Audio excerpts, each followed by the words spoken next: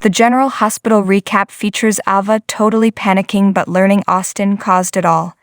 In this episode, Avery was lost and found quickly, but Ava figured a few things out. Drew had to tell Scout he was going to prison, while Carly learned just how much she would have to pay the SEC. Nettie decided to take Sunny up on a music offer, which did not make Minna happy. And finally, Brooklyn did Tracy's bidding, while Lucy tried to get Felicia to do hers. Now let's dig a little deeper into the details. Ava, Maura West, was completely freaked out searching all over the park for Avery, Ava, and Grace Scarola, but soon Chase, Josh Swickard, arrived with police help. Peeler explained that she only turned her back for a second, while Ava told Chase she truly believed her daughter was kidnapped. Sunny, Morris Bernard, made it to the park just in time for Austin Roger Howarth to walk up to them with a balloon carrying Avery. The little girl explained that she saw a bunch of balloons and wandered off. Austin was quick to point out that he found her, but Peeler wasn't anywhere to be seen. Ava knew exactly what was going on at that point, while Sunny questioned Pilar. She told Sunny she got a call that she thought was her grandmother, but it was a telemarketer instead. When Sunny, Avery, and Pilar were gone, Ava accused Austin of setting the whole thing up and smacked him across the face. Nettie, Wally Kurth, wasn't happy that Dex, Evan Hofer, brought him back to Sunny's place, but Sunny refused to let him go. It also turned out that Nettie had done some research on Sunny's life, and he wondered if Sunny was just being nice to him due to his connection to Olivia, Lisa Locicero. Sunny didn't seem to care and then made Nettie an offer. He had connections to the music industry and could introduce him to the right people. However, he would have to stay in Port Charles.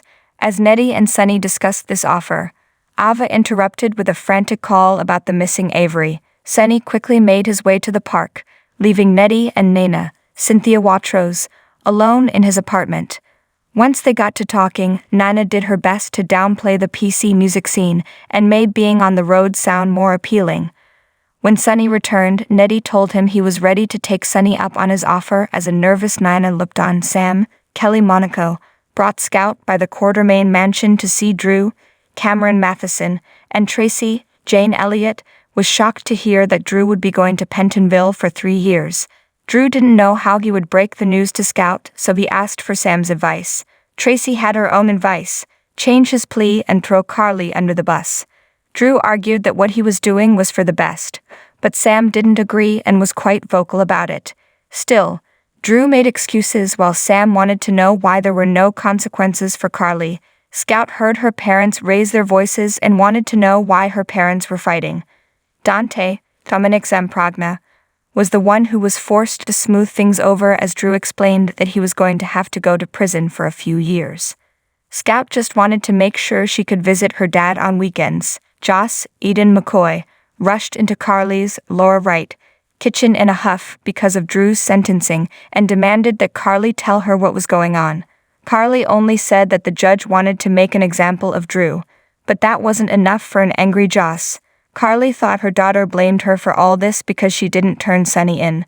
Carly was glad when Jocelyn softened towards her and told her that she might have been a little too hard on Sunny. She couldn't forgive him completely, but she could let go of some of the anger. Deanne Carolyn Hennessy soon showed up in the kitchen to tell Carly her assets would no longer be frozen, but the fine she was being asked to pay was $5 million.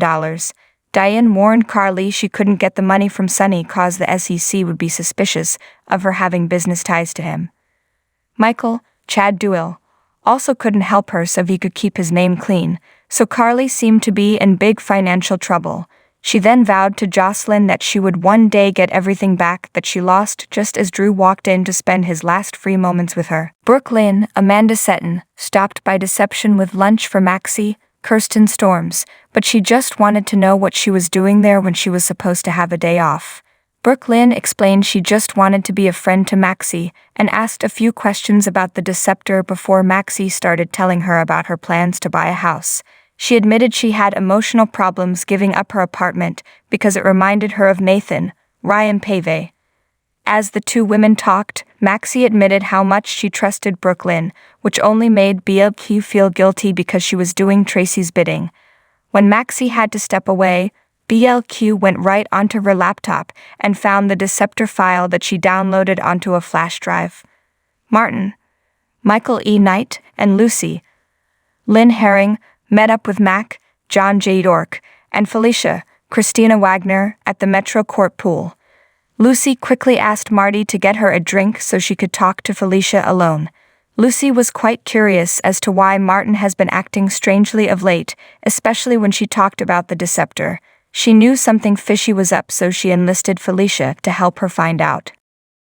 The General Hospital recaps for July 3, July 7, 2023, featured good news and bad news in equal measure, danger mounting, secrets revealed, and so much more. Gladys, Bonnie Burrows, and Dr. Damon Montague, Darren Tunder. Plot against Sasha, Sophia Matson. The charges leveled against Cody, Josh Kelly, are dropped.